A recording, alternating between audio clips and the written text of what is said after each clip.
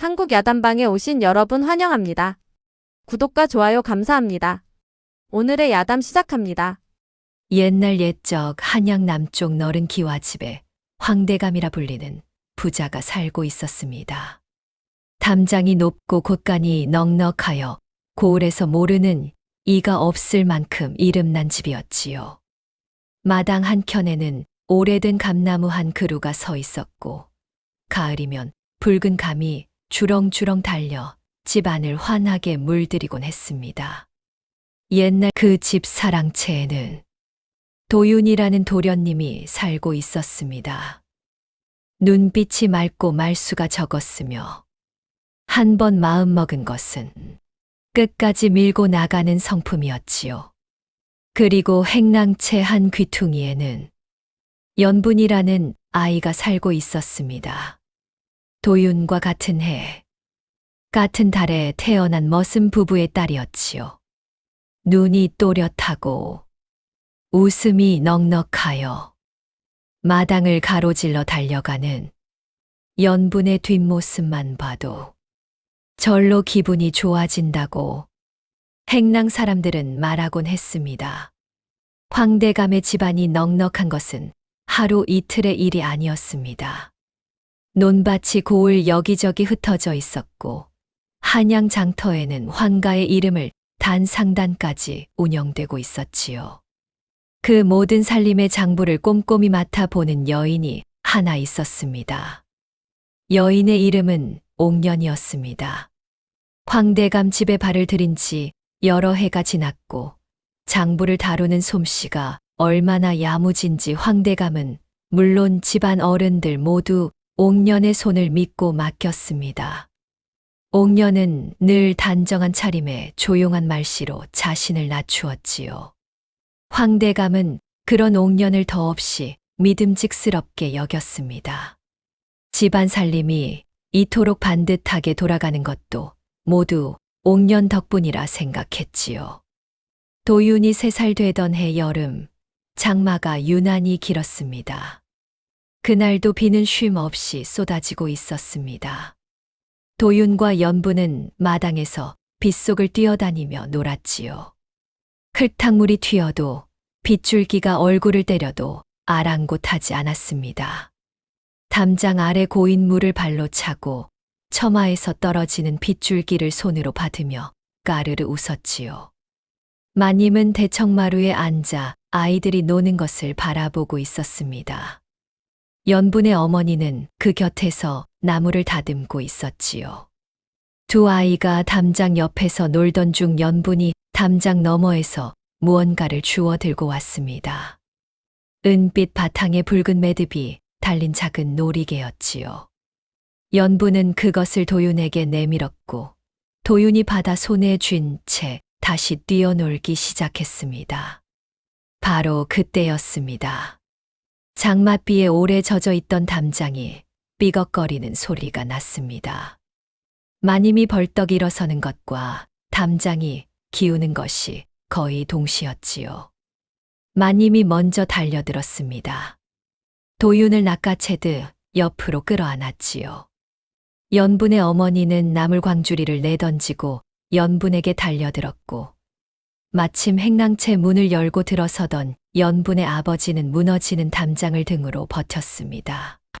쿵 하는 소리와 함께 흙먼지가 자욱하게 피어올랐고 비는 그 위로 여전히 쏟아지고 있었습니다. 흙먼지가 거쳤을 때 도윤은 진을 위에 쓰러진 채 손에 작은 놀이개 하나를 쥐고 있었습니다. 연분의 아버지는 그날을 넘기지 못했습니다. 연분의 어머니도 얼마 버티지 못하고 뒤를 따랐지요. 마님은 간신히 목숨을 건졌으나 사고의 충격이 몸속 깊이 박혀 이듬해 봄까지 버티다 끝내 눈을 감았습니다. 마지막 숨을 거두면서 황대감의 손을 잡고 가느다란 목소리로 말했지요. 연분이 부모님께 진 은혜 잊지 마시어요. 황대감은 고개를 끄덕이면서도 끝내 눈물을 보이지 않으려 했습니다. 집안은 그렇게 2번의 상을 치렀습니다. 황대감은 약속을 지켰습니다. 연분의 부모를 양지 바른 곳에 묻어 주었고 어린 연분을 집안에 거두었습니다. 연분은 그렇게 황가에서 자랐습니다. 아침이면 마당을 쓸고 밥상을 차리다가도 도윤이 감나무 아래 나타나면 빗자루를 한켠에 세워두고 달려갔습니다. 도윤은 말이 없었고 연분은 말이 많았지요. 도윤이 감나무 가지를 올려다보면 연분은 벌써 나무 위에 올라가 감을 흔들어 떨어뜨리고 있었고 비가 오는 날이면 처마 밑에 나란히 앉아 빗줄기가 몇 개인지 세다가 둘 다 까무룩 잠이 들기도 했습니다. 도윤은 연분이 밥상을 차리다 말고 달려오면 못 본 척 딴청을 피웠고 연분이 숨을 헐떡이며 옆에 앉으면 그제야 슬며시 자리를 내주었지요. 그렇게 두 아이는 함께 자랐습니다. 도윤이 7살 되던 해봄 황가에 새 마님이 들어왔습니다. 옥년이었습니다. 오랫동안 황가의 장부를 맡아 보던 그 여인이었지요. 혼례는 조촐했습니다. 황대감은 별다른 말이 없었고 집안 식구들도 크게 반기거나 내치지 않았습니다. 옥년은 처음부터 요란하지 않았습니다. 조용히 들어와 조용히 자리를 잡았지요. 새 마님은 살뜰했습니다.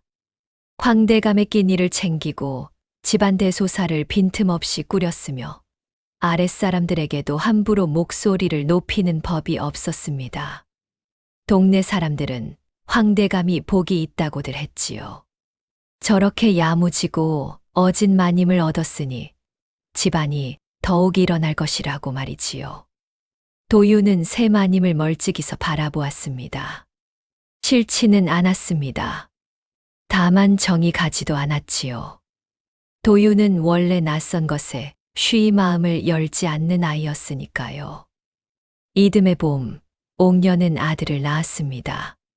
황대감은 그 아이를 무척 아꼈고 집안은 다시 아이 울음소리로 채워졌습니다. 그 뒤로도 옥년은 아이를 하나 더 낳았지요.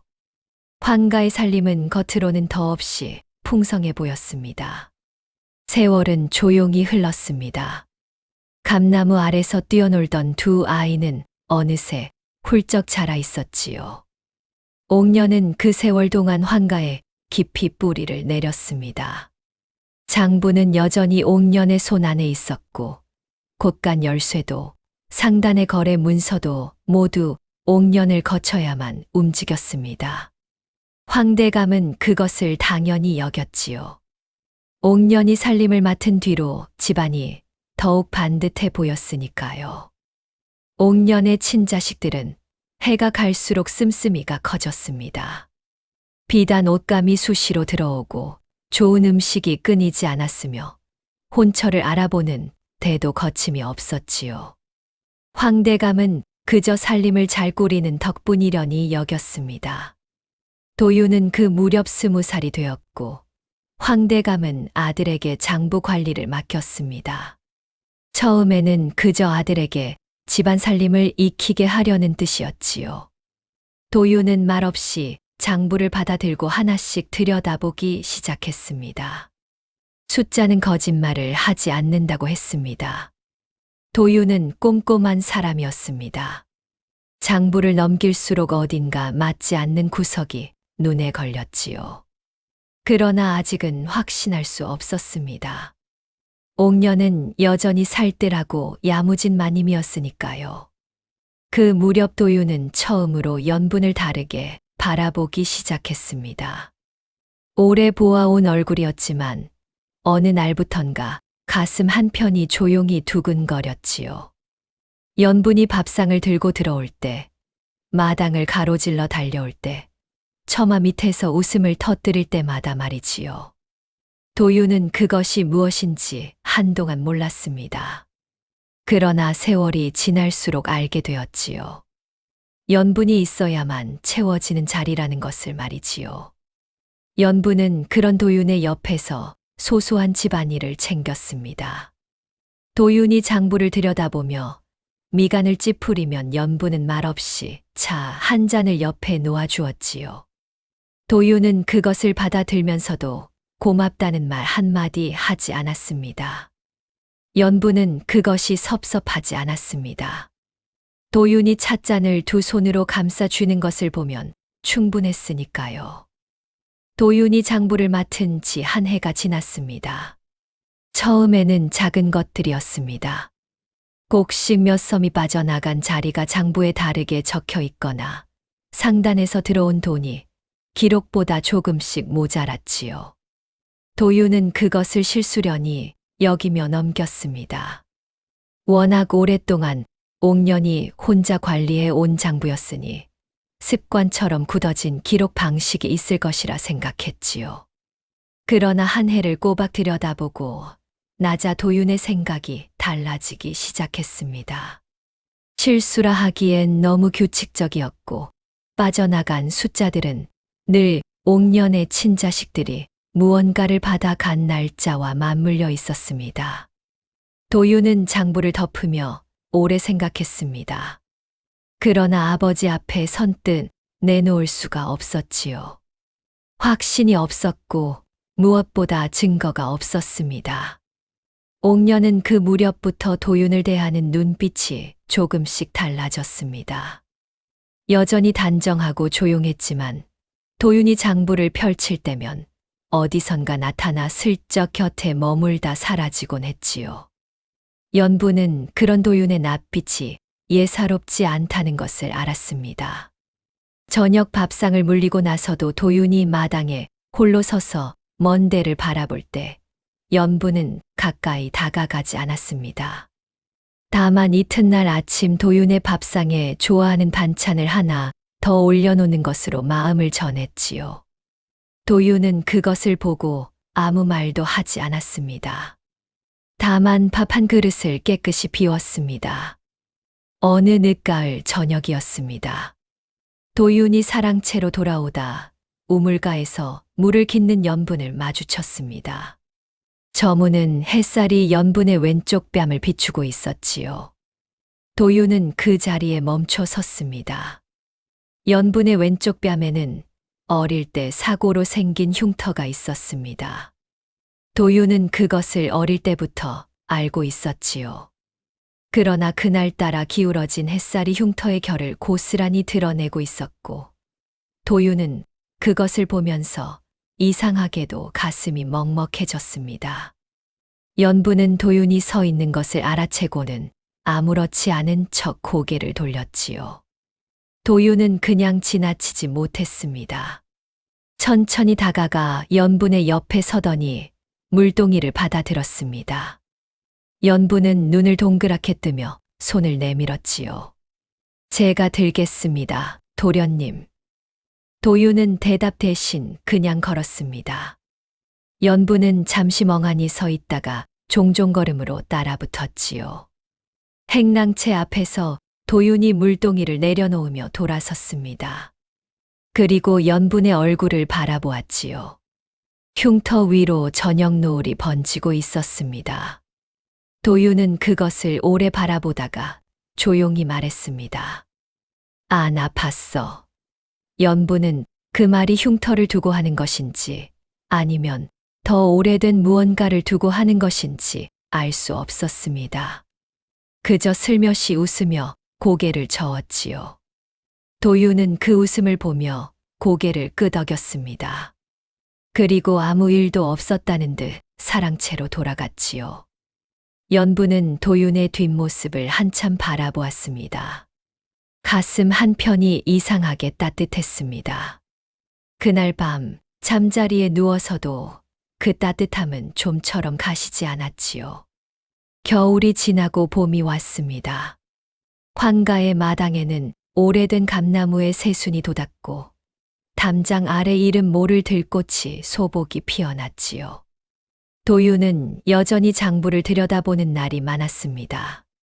숫자들은 갈수록 도윤을 불편하게 만들었지만 옥년은 여전히 아무 일 없다는 듯 집안을 꾸렸습니다. 황대감은 봄볕 아래 마루에 앉아 차를 마셨고 집안은 겉으로는 더없이 평온해 보였지요. 그 무렵 연부는 장터에 심부름을 다녀오다 집신 한 짝이 끊어지는 바람에 한쪽 발이 벗겨진 채로 돌아왔습니다. 살인문을 들어서다 도윤과 딱 마주쳤지요.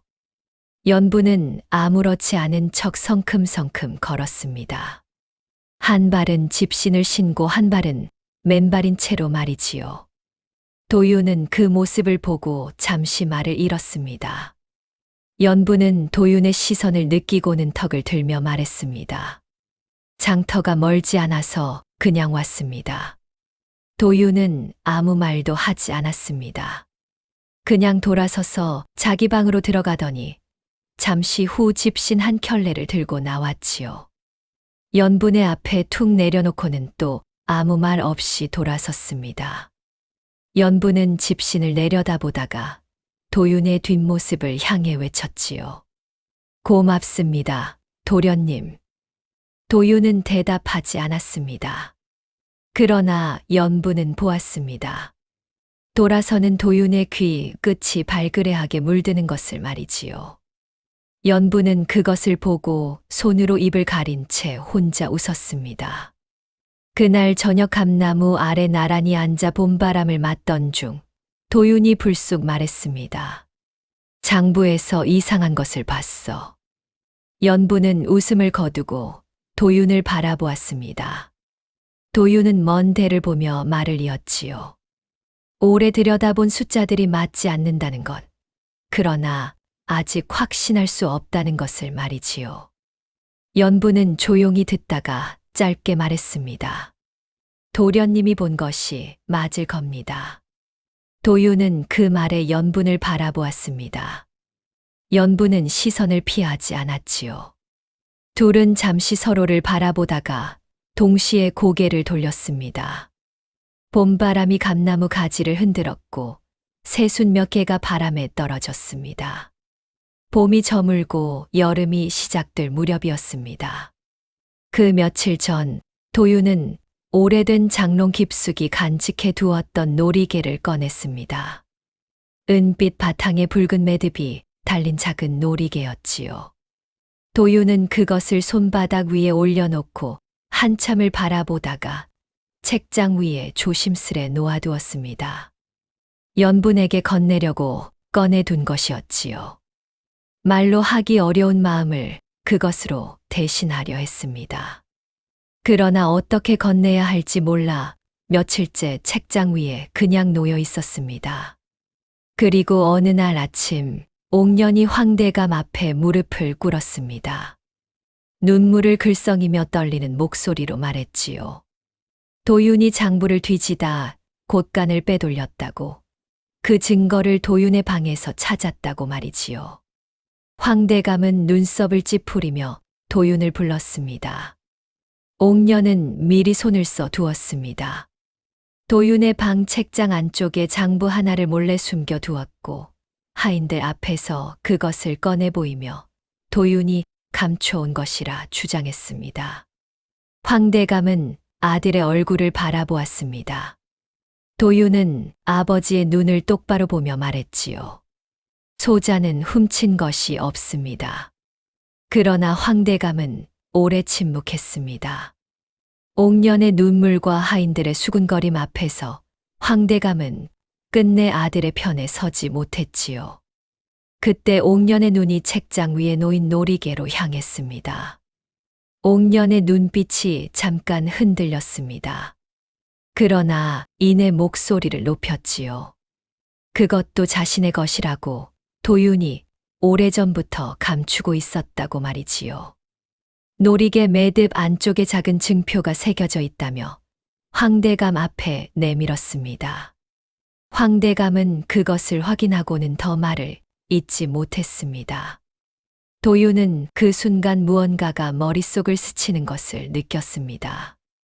그러나 그것이 무엇인지 채 잡기도 전에 옥년은 놀이개와 장부를 거두어 들였지요. 도윤이 대문을 나서는데 연분이 따라 나왔습니다. 옥년이 연분을 불러 세웠지요. 연분은 돌아보지 않았습니다. 그냥 도윤의 뒤를 따라 걸었습니다. 대문 밖길 위에 두 사람이 나란히 섰습니다.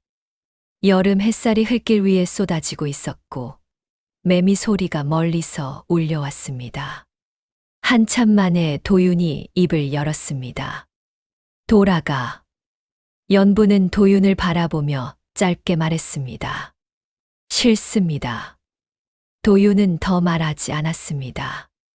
둘은 그렇게 나란히 길을 걸었습니다. 쫓겨나는 길이었지만 도윤은 혼자가 아니었습니다. 장터 어귀에 두 사람이 나란히 주저앉았습니다. 한낮의 햇살이 따갑게 내리쬐었고 지나는 사람들이 힐끔힐끔 쳐다보았지요. 맨몸으로 쫓겨난 것이 티가 났던 모양이었습니다. 도윤은 한동안 말이 없었습니다. 무릎 위에 두 손을 올려놓고 먼 대를 바라볼 뿐이었지요. 연부는 그 옆에 앉아 장터를 두리번거렸습니다. 배가 고팠지만 말하지 않았습니다. 한참 만에 연분이 자리에서 일어났습니다. 그러더니 품속에서 천 하나를 꺼내 도윤의 무릎 위에 툭 올려놓았지요. 도윤이 눈을 들어 연분을 바라보았습니다. 연분은 시선을 딴 데로 돌리며 짐짓태연하게 말했습니다. 오래 묵은 거라 냄새 날 수도 있어요. 도윤은 천을 펼쳤습니다. 묵직한 무게가 손바닥에 전해졌지요. 도윤은 연분을 다시 바라보았습니다. 연분은 여전히 딴청을 피우고 있었습니다. 도윤은 아무 말도 하지 않았습니다. 다만 자신도 모르게 피식 웃음이 새어나왔지요. 그것으로 장사를 시작했습니다. 처음에는 장터 한 귀퉁이에 자리를 깔고 앉아 포목을 떼어다 파는 것이었습니다. 도윤은 말이 없었고 연부는 말이 많았지요. 손님이 값을 깎으려 들면 도윤은 그냥 내줄 기세였고 연분이 얼른 끼어들어 막았습니다. 손님이 돌아서면 연부는 도윤을 흘겨보았고 도윤은 모른 척했지요. 도윤은 숫자에 밝았고 거래처를 고르는 눈이 있었습니다. 연부는 사람을 사귀는 재주가 있었고 장터의 흐름을 귀신같이 읽었지요. 도윤이 큰 그림을 그리면 연분이 발로 뛰었고 연분이 발로 뛰어온 것을 도윤이 숫자로 정리했습니다. 하루는 연분이 국밥 두 그릇을 사들고 오더니 도윤 앞에 하나를 내밀었습니다. 도윤이 받아들자 연분이 말했지요. 오늘은 제가 샀으니 내일은 도련님이 사셔야 합니다. 도윤은 국밥을 한 숟가락 떠먹으며 짧게 대답했습니다. 도련님 소리 그만해. 연부는 눈을 깜빡이다가 슬며시 웃었습니다. 그날 이후 연부는 도윤을 서방님이라 불렀습니다. 도윤은 그것이 싫지 않았지요. 장사가 자리를 잡아가던 어느 가을 저녁이었습니다. 도윤은 하루 거래를 정리하다 문득 손을 멈췄습니다. 놀이개였습니다. 옥년이 자신의 것이라 박박 우기던 그 놀이개 말이지요. 도윤은 그날 이후로 그것을 애써 생각하지 않으려 했습니다. 그러나 장부를 들여다보는 날이면 어김없이 떠올랐지요. 옥년이 놀이개를 보는 순간 눈빛이 흔들렸던 것, 그리고 매듭 안쪽에 새겨진 증표를 너무도 빠르게 내밀었던 것이 자꾸만 마음에 걸렸습니다. 도윤은 오래 생각했습니다.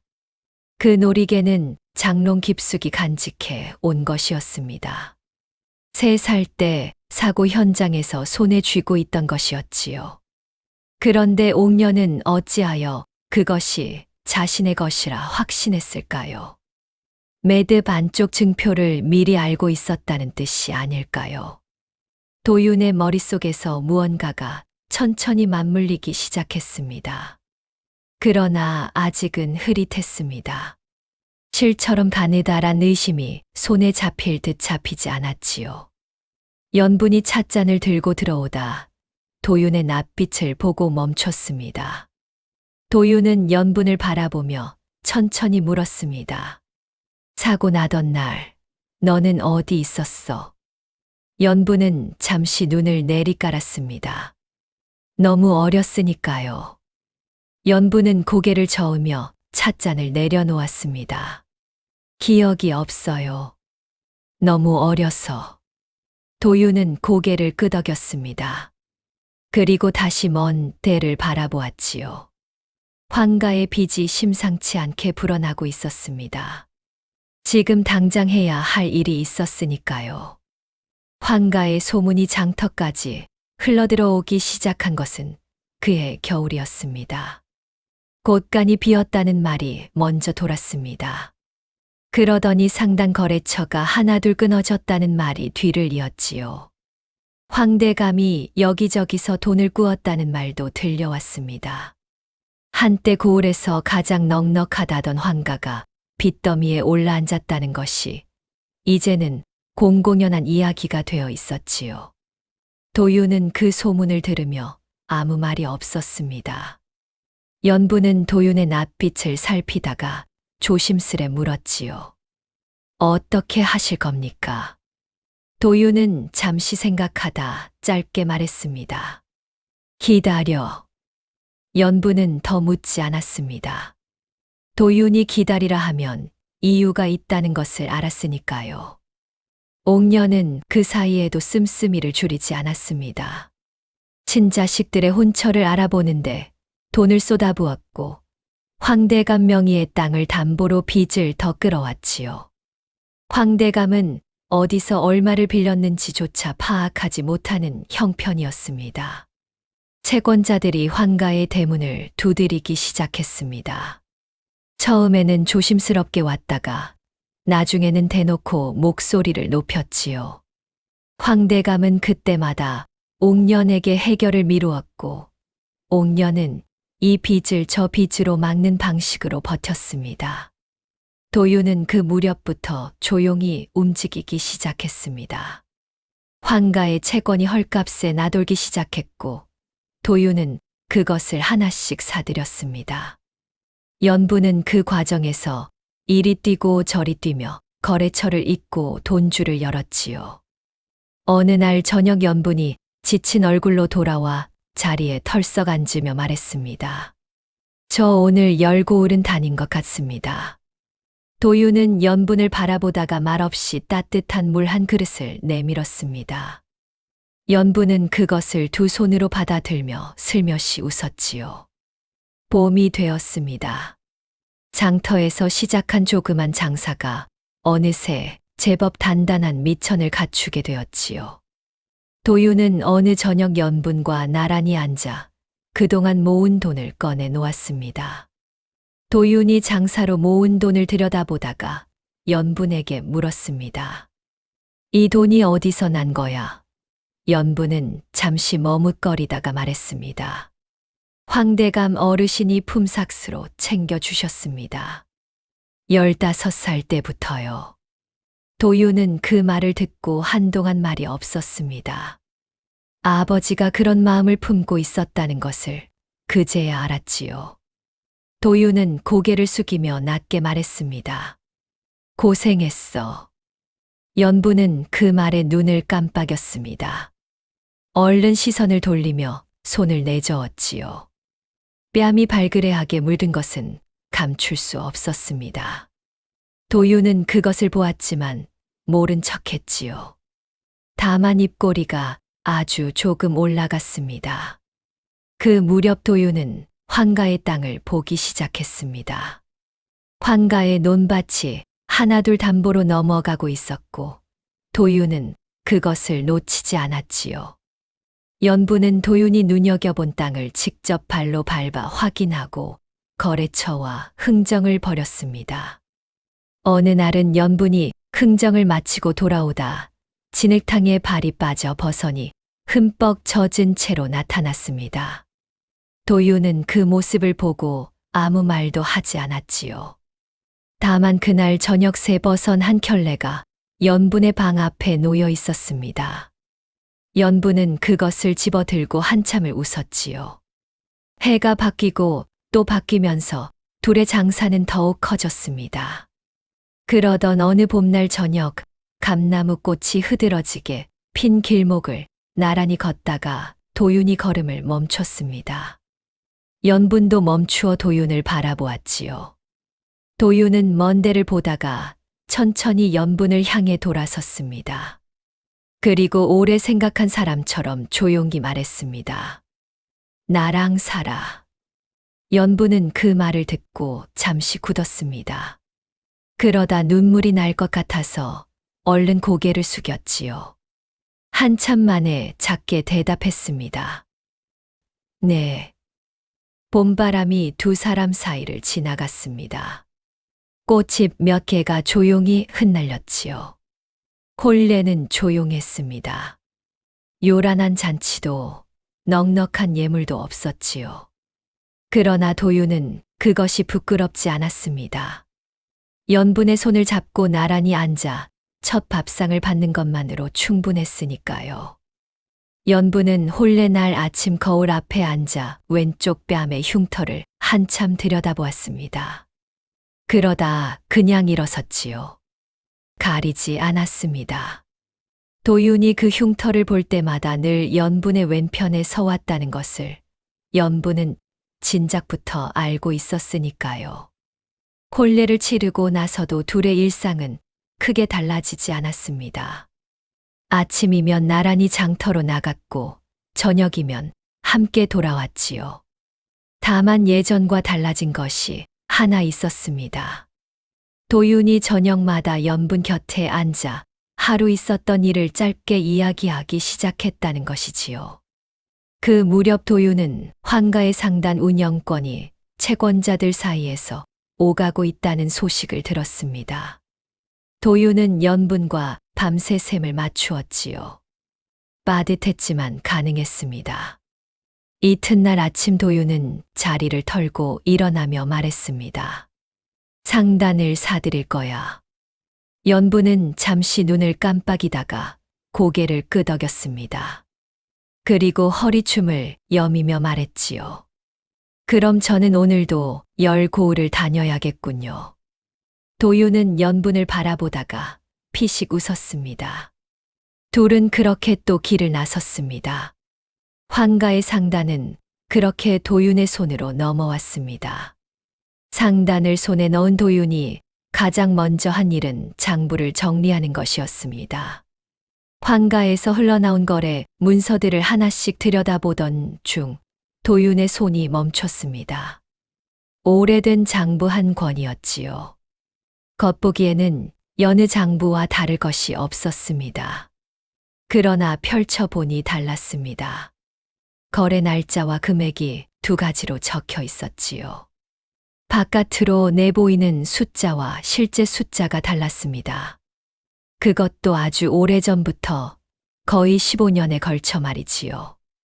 도윤은 장부를 덮고 눈을 감았습니다. 가슴이 천천히 내려앉는 것 같았습니다. 숫자들은 거짓말을 하지 않았습니다. 빠져나간 돈의 흐름을 따라가니 모두 옥년의 친자식들에게로 향하고 있었지요. 환가의 논밭이 팔리고 곳간이 비고 상단이 기울어진 것이 모두 이 장부 안에 담겨 있었습니다. 도윤은 그것을 하나씩 정리하며 밤을 새웠습니다.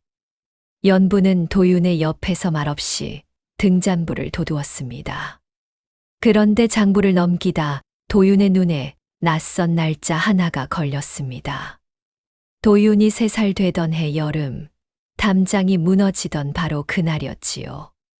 그날의 기록에는 환가의 거래 내역이 아닌 다른 무언가가 적혀 있었습니다. 짧은 글씨였지만 도윤은 그것을 3번을 읽고 나서야 손이 떨리기 시작했습니다. 그날 옥녀는 환가에 있었습니다. 황대감이 바깥으로 나간 것을 확인하고 움직였다는 기록이었지요. 담장 아래 쌓인 자재를 건드렸다는 내용이 짧게 적혀 있었습니다. 비가 많이 온 날이었으니 조금만 건드려도 무너질 것이라는 것을 알고 있었다는 듯이 말이지요. 도윤은 장부를 손에 쥔 채 한동안 움직이지 못했습니다. 연분이 도윤의 낯빛을 보고 천천히 다가왔습니다. 도윤은 장부를 연분에게 내밀었지요. 연분은 그것을 읽다가 손으로 입을 막았습니다. 두 사람은 한동안 말이 없었습니다. 등잔불만 조용히 타오르고 있었지요. 도윤의 머릿속에서 오래된 것들이 하나씩 맞물리기 시작했습니다. 3살 때 손에 쥐고 있던 놀이개, 옥년이 그것을 보자마자 눈빛이 흔들렸던 것, 매듭 안쪽 증표를 너무도 빠르게 내밀었던 것, 그리고 지금 손 안에 장부까지 말이지요. 놀이개는 옥년의 것이었습니다. 그날 사고 현장에 옥년이 있었다는 증거였지요. 도윤의 어머니와 연분의 부모가 그날 목숨을 잃은 것이 우연이 아니었습니다. 황대감의 재산을 온전히 차지하려면 황대감 곁에 사람들이 사라져야 했고, 옥년은 그것을 비 오는 날 담장 하나로 해결하려 했던 것이지요. 도윤은 자리에서 일어났습니다. 연분도 일어섰지요. 그때 밖에서 소리가 들렸습니다. 옥년이었습니다. 도윤이 황가의 장부를 손에 넣었다는 것을 알았던 모양이었지요. 옥년은 채권자들과 황대감을 앞세워 도윤의 상단 앞에 나타났습니다. 도윤이 오래전부터 황가의 재산을 노리고 빼돌렸다고, 쫓겨난 것도 모자라 이제는 아버지의 재산을 통째로 삼키려 한다고 목소리를 높였지요. 채권자들은 웅성거렸고 황대감은 굳은 얼굴로 서 있었습니다. 도윤은 장부를 손에 쥔 채 옥년을 바라보았습니다. 옥년은 도윤의 손 안에 있는 것을 보고 눈빛이 흔들렸지요. 그러나 이내 더욱 목소리를 높였습니다. 황대감은 그 자리에서 아들과 옥년을 번갈아 바라보았습니다. 황대감의 손이 천천히 떨리기 시작했습니다. 도윤은 아버지를 바라보며 조용히 말했습니다. 아버지, 들어보십시오. 황대감은 아들의 말을 들었습니다. 도윤은 차분했습니다. 목소리를 높이지 않았고 손가락질도 하지 않았지요. 다만 장부를 펼쳐 날짜 하나하나를 짚어 나갔습니다. 15년에 걸쳐 빠져나간 돈의 흐름, 황가의 논밭이 팔려나간 경위, 그리고 담장이 무너지던 그날의 기록까지 말이지요. 황대감의 얼굴이 조금씩 굳어갔습니다. 옥년은 그 사이에도 목소리를 높였습니다. 장부가 위조된 것이라고, 도윤이 꾸며낸 것이라고 말이지요. 채권자들은 어느 편 말이 맞는지 알 수 없어 웅성거렸습니다. 그때 연분이 앞으로 나섰습니다. 연분은 황대감을 향해 공손히 고개를 숙이고는 조용히 물었습니다. 도윤이 쫓겨나던 날 옥년이 가져간 놀이개를 기억하시냐고, 그리고 그 전에 그 놀이개를 본 적이 있으시냐고 말이지요. 황대감은 잠시 생각하다 고개를 저었습니다. 도윤의 어머니 물건 중에도 집안 어디에도 그런 놀이개는 없었다고 했지요. 연분은 이어서 말했습니다. 도윤이 3살 때 사고 현장에서 손에 쥐고 있던 것이 바로 그 놀이개였다고. 그리고 그날 현장에 옥년이 있었다는 기록이 장부에 남아 있다고 말이지요. 황대감의 눈이 천천히 옥년에게로 향했습니다. 옥년은 잠시 흔들렸습니다.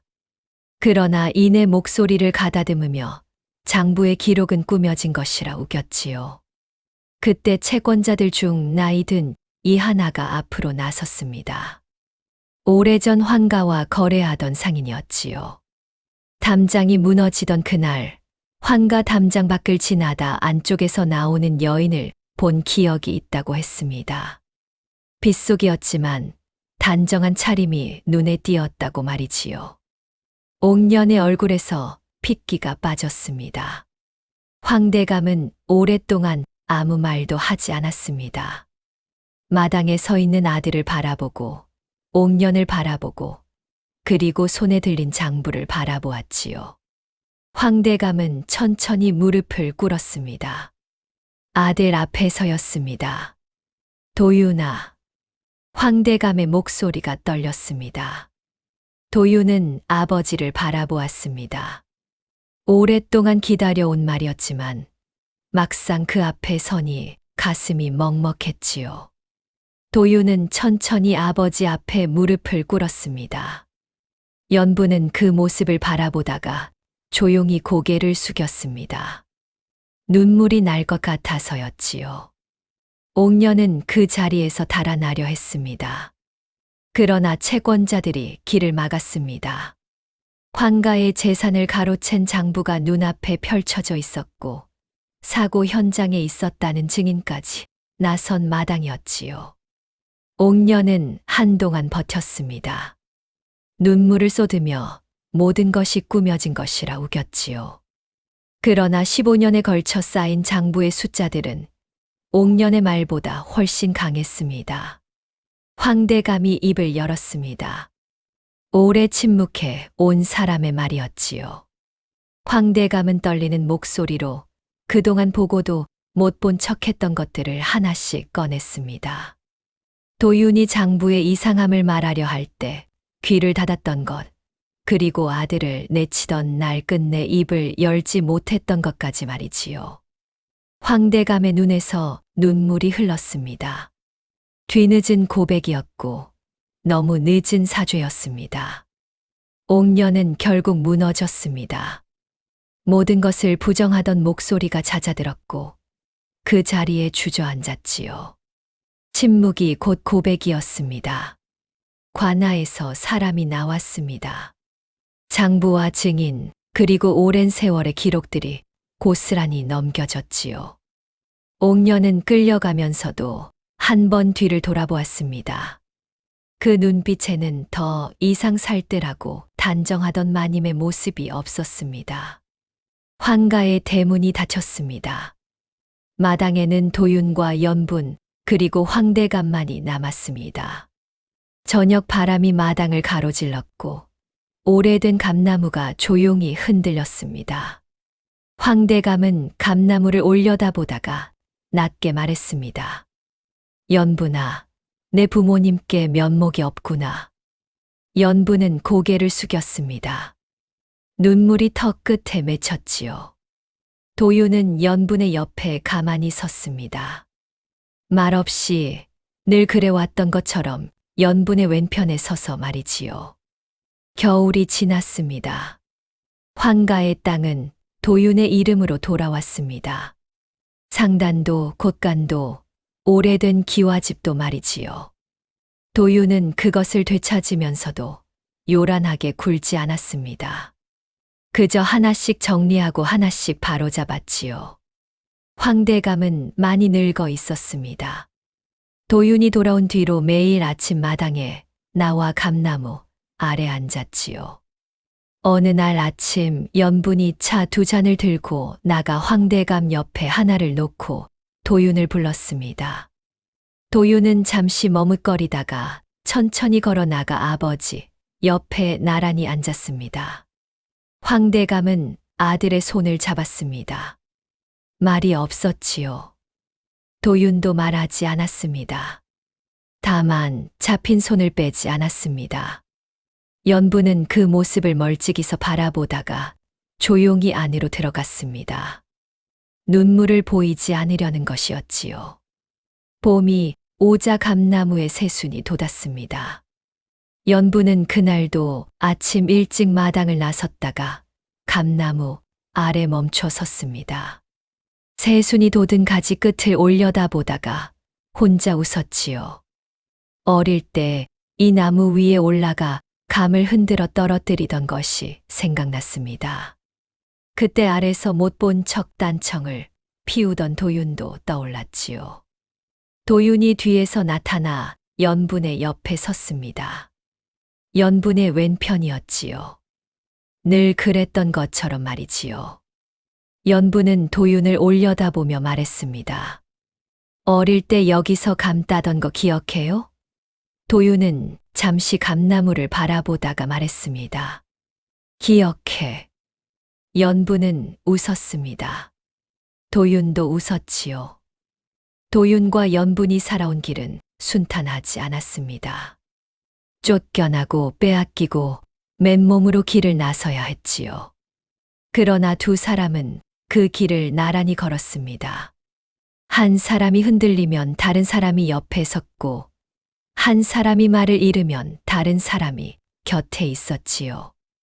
옛말에 인연이란 하늘이 있는 것이라 했습니다. 아무리 거세게 끊으려 해도 끊어지지 않고, 아무리 멀리 떨어뜨려 놓아도 결국 다시 이어진다는 뜻이지요. 도윤과 연분이 그러했습니다. 3살 때 같은 하늘 아래 같은 사고를 겪고, 같은 집에서 자라고, 같은 길을 걸었습니다. 그것이 하늘이 맺어 준 인연이 아니라면 무엇이겠습니까? 그리고 또 하나, 아무리 촘촘하게 감추어도 진실은 반드시 드러나는 법이었습니다. 15년에 걸쳐 쌓아온 거짓이 장부한 권과 놀이개 하나에 의해 무너진 것처럼 말이지요. 감나무 아래 봄이 왔습니다. 그리고 그 봄은 오래오래 머물렀습니다. 15년에 걸쳐 쌓아온 거짓이 장부한 권과 놀이개 하나에 의해 무너진 것처럼 말이지요. 감나무 아래 봄이 왔습니다. 그리고 그 봄은 오래오래 머물렀습니다. 끝까지 시청해 주셔서 감사합니다. 영상이 좋으셨다면 구독과 좋아요로 마음을 표현해 주세요. 더 재미있는 영상으로 찾아뵙겠습니다. 감사합니다.